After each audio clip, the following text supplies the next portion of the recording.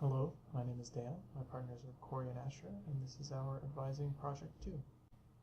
So I'll jump right in and start describing our database system. I'll start off with our advising days table.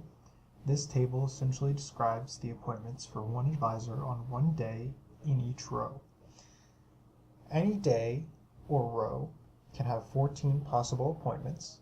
This is why we see 14 slots. This table stores a weekly variable, which is not yet implemented yet, but will be for creating repeatable appointments in the future. Each slot stores a reference to an appointment, which is stored on another table. This is why each of those slots holds a unique value.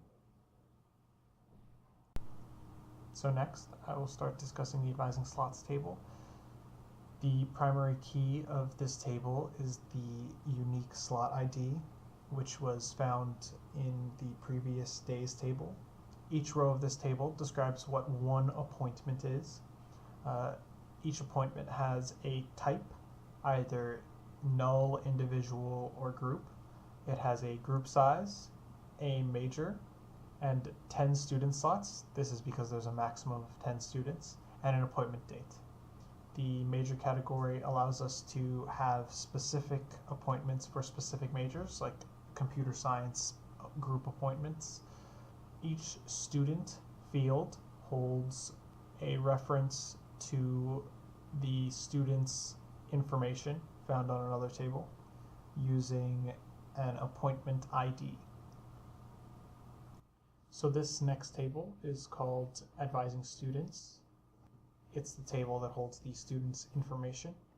It holds a student ID, a student name, a student major, and the appointment ID that was referenced in the previous table.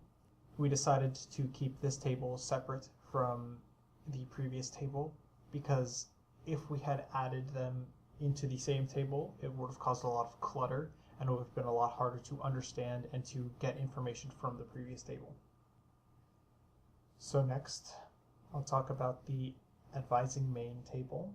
This table holds all of the advisor's information.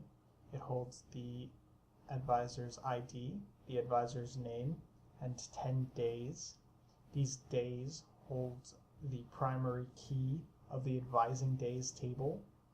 Each day slot here is a reference to that table. So for example, the first person's first day is 21. So if we look at the advising days table and go to slot 21, this slot or row describes the first day for this first advisor. So now I would like to quickly run through this structure again.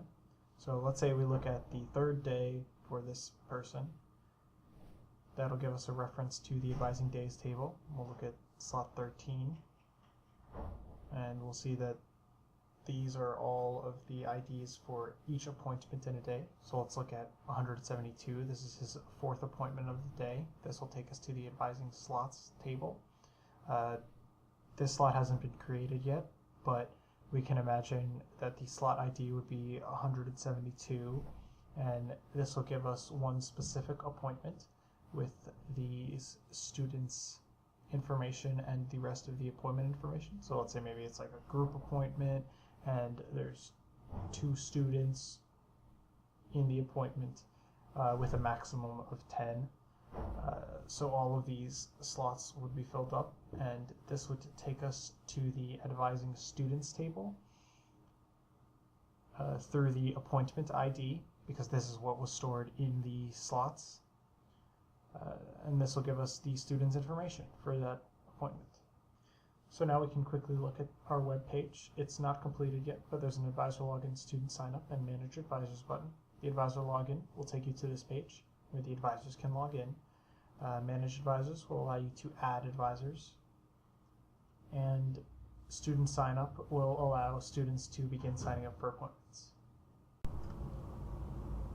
So in conclusion, we feel like our database is both compact and easy to expand because we store only 10 days at a time with appointments that can repeat rather than storing a few thousand appointments at a single time.